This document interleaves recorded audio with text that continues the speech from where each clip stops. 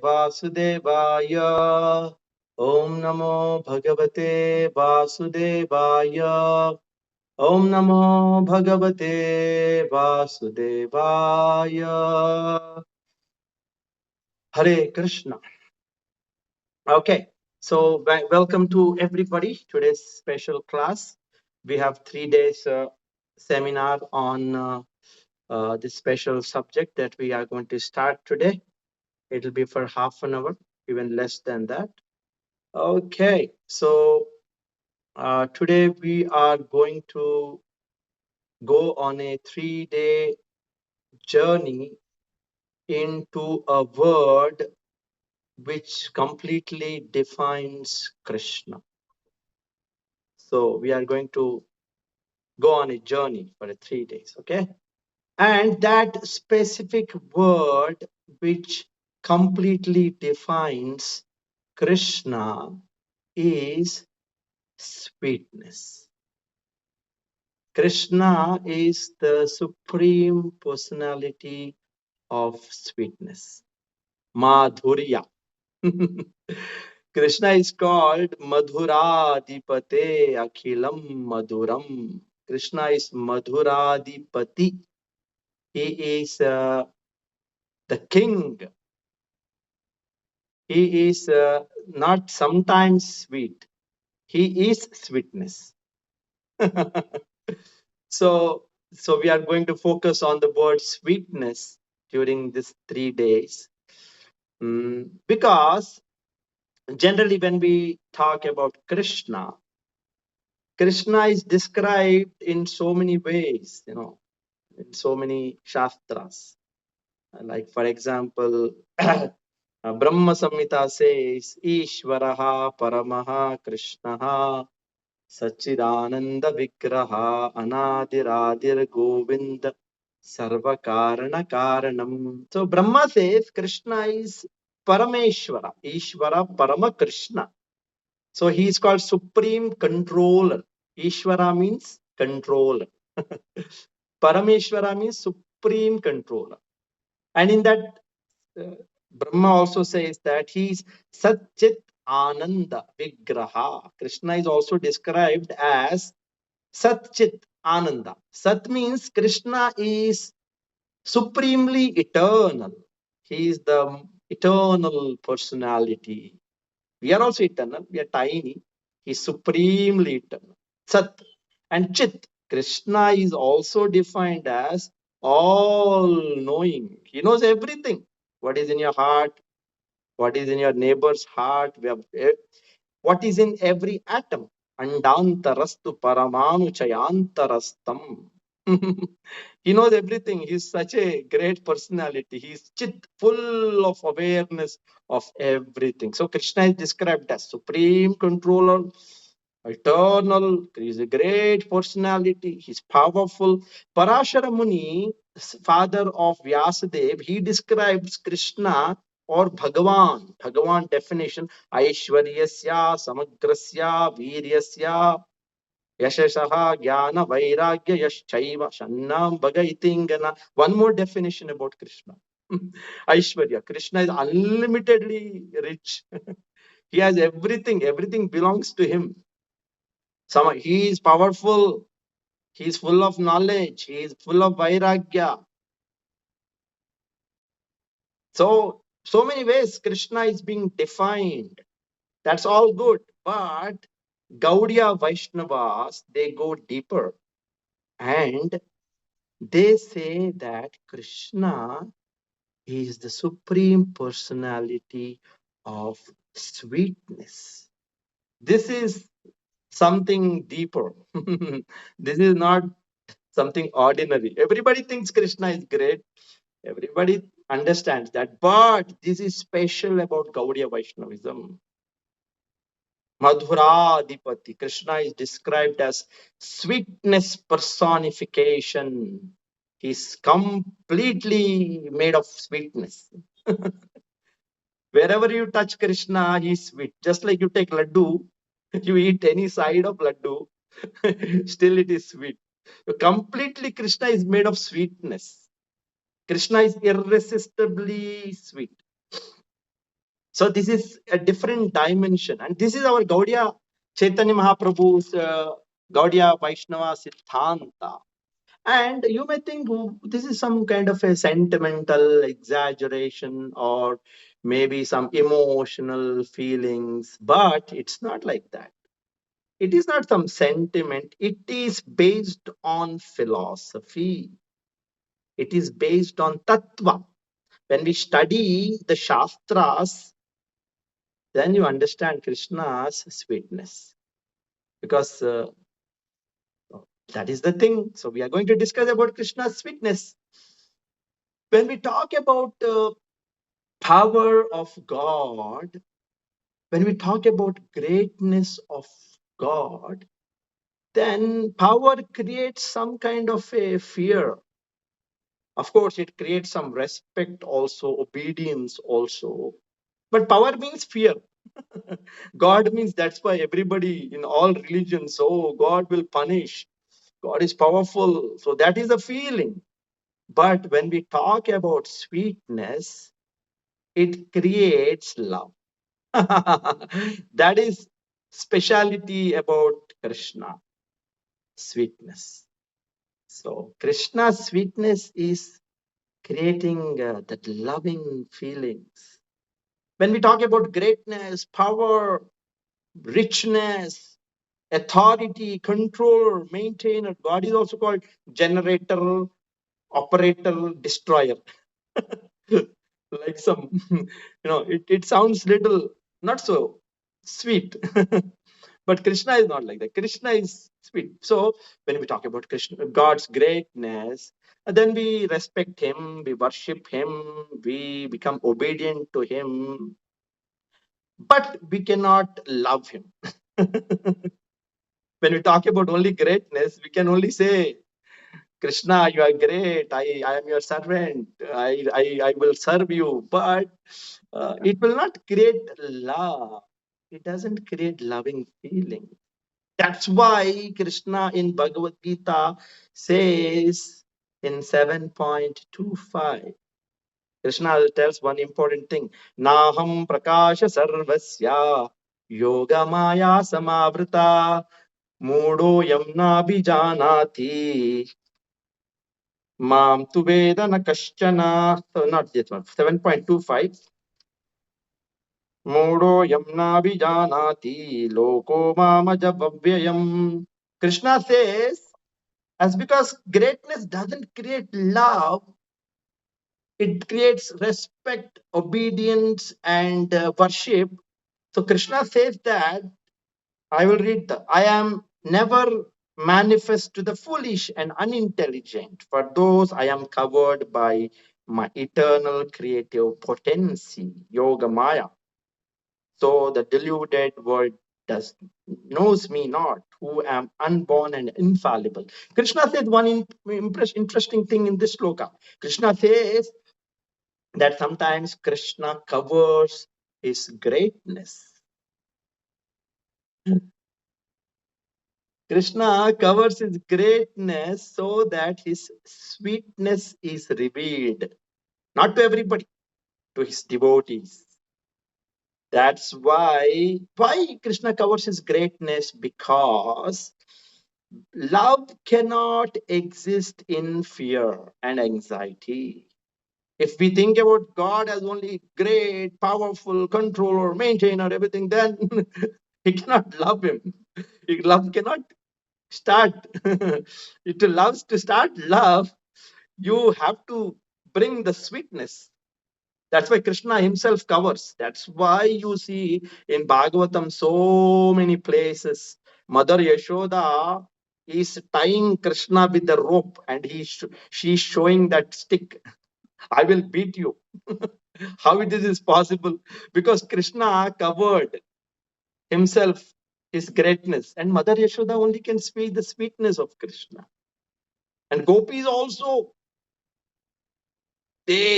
Gopas and gopis. Gopas are climbing on Krishna's shoulder and fighting and saying, we will defeat you, we will beat you. You are a weak person, we are very great. How it is possible?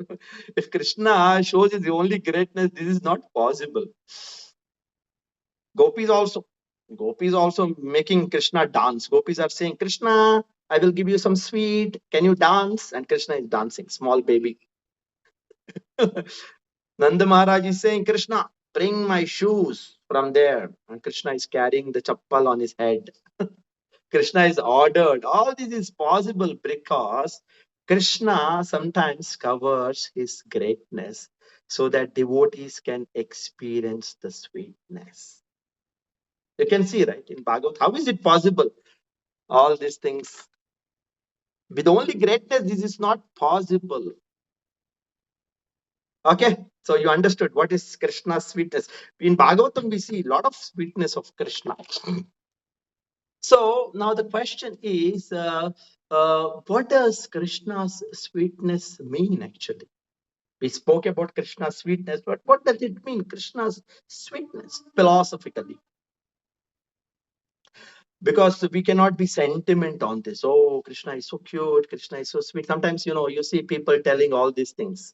Oh, cute, Krishna is so sweet, small baby Krishna. These are all kind of, okay, this is good, but we should understand all these things philosophically. Why Krishna is, what is Krishna's sweetness? How do we understand philosophically? So Krishna's sweet, why Krishna is sweet? Because he's always intimate with his devotees. His sweetness comes because he is very intimate. He is very close to his devotees. His relationships are very deep with devotees. He's not maintaining distance. He's coming close, intimate. That's why he's becoming son of Yashoda, son of Nanda Maharaj. He becomes lover of gopis. He becomes lover. Did you see? Did you hear such thing anywhere else? God is becoming lover, son, only in here in Gaudiya Vaishnavism. And he becomes servant of Arjuna. My God, he is becoming so close. And like this, Krishna is not limiting himself. Ah, I'm great. He's coming close. This closeness is nothing but sweetness. That sweetness comes because of this closeness, because he is intimate. So this is one aspect. And Krishna, second thing is why Krishna is sweetness. How do we understand Krishna's sweetness is accessibility. Krishna doesn't demand you become pure and then you can come to me, you can have a relationship with me. He is not regular. He is not saying you read Vedanta, you become a scholar, you become a yogi. Krishna says, Patram Pushpam Palam Toyam Yo Me Bhakta Prayachati. Krishna is available to anybody who is ready to offer a flower, a little water, a fruit, a flower. So he's ready to, he's accessible. That's why he's so sweet. And his holy name, Krishna's name, anybody can chant Krishna's holy name. He's offering himself to us. He's accessible. So that makes Krishna very, very sweet. And Krishna, third reason why Krishna is so sweet is because of he's just like acting like normal person. He's eating, he's sleeping, he's joyful, he's joking, he's fighting, he's so we are all able to relate with Krishna because he's not acting like some great personality. When he comes, he's taking birth in a to Nanda Maharaj and Yashoda Mai, and he's going and stealing in people's houses, and it's all it's like as if he's like some ordinary person. He's acting God. He's acting very in a way which relates us. We can feel that we can approach him, relate to him. That's why Krishna is so sweet. God is doing like that and becomes sweet because he's very close. He's easily approachable. We can relate with God. He acts like some ordinary person, but he's not ordinary person. He is Krishna, he's God. And the fourth thing is that he is very beautiful also. He's very sweet. He's Pedum Kvanantam Aravinda Dalaya Taksham. He's either petals. He's staying in Tribhanga form. And gopis are telling, some boy, Govinda, is standing on the banks of Yamuna. Don't go there and see him. If you see him, then you will reject the entire world because you'll be attracted by Krishna. So this is Krishna's beauty. Krishna is very attractive also, beautiful also, handsome. But Krishna's attraction is not just beauty. His smile is attractive. His sweetness is in his smile. His sweetness in his compassion. It's not just that Krishna is beautiful, that's why he's attractive. His attractiveness is because of the smile, his compassion, his playfulness, and his humble humility. And he reciprocates love. You love him. Krishna says, Ye yathamam prapadyante tam. You love Krishna. Krishna loves you back. So he's attractive not just to our eyes. He's attractive to our mind. He's attractive to our whole life. Everything is attractive. A beautiful person may be impressive for you, but you may not want to have a relationship. Sometimes we see beautiful people, handsome people, but we may think very attractive, but we may not want to be in relationship. Attraction makes you, real attraction actually creates trust, and we open and then we want to make a relationship. Real attraction is like that. It's not just about impressed by person. Attraction means you see the beauty, the qualities, and then you trust the person because of his qualities and beauty, and then you open up yourself, and then you want to have a relationship. This is real attraction. So philosophically, we understood how Krishna is so sweet. Intimacy, relatability, accessibility, attraction, all these things make Krishna very, very sweet. You thought Krishna is only sweet because of his beauty. Not just the beauty. Everything about Krishna is sweet. And these special qualities make Krishna very, very sweet. Madhurāṭhipate rakhilam madhuram. Krishna's attraction leads to bhakti. You understand, right? It ultimately, this attraction, the sweetness, it will lead to. But the question comes, why Krishna is so sweet? Why? Anybody want to answer why Krishna is so sweet? We spoke about qualities or what is sweetness, but why he is so sweet? Why? Anybody want to answer? Chalo, let's see. Why? Because he's kind. Huh? Because he's kind. Somebody says because he is kind. Who want to tell why Krishna is so sweet? Because all attractive. Okay, Krishna is all attractive. That's it. How do we understand? What do you mean by all attractive? Because Krishna is ultimate, irresistibly sweet. But why is sweet like that? Why his qualities are like that? Why don't we find somebody else like Krishna? No, we cannot find. Krishna has this special sweetness. Why? Because there is a philosophical reason also. In Ishopanishad, there is a shloka, Om Purnamadav Purnamidam Purnat Purnamudachyate. Yes. The shloka, the invocation shloka. It says Krishna is complete, Purnam. Everything that Krishna creates or everything that comes from Krishna is also complete. As because, and even though so many universes, things, they come from Krishna, but Krishna still remains complete. He's Purnam. That's why he's complete in everything. And this completeness itself makes Krishna sweet. Absolutely. This is completeness. Krishna is completely, as because he's complete in everything, he's complete in sweetness. Purnamadav Purnamidam Purnat Purnamudachyate. So this aspect that Krishna is complete itself is the cause of his sweetness. Nobody is complete. Everybody feels I want to dominate because they feel they are not complete. Krishna doesn't feel like that.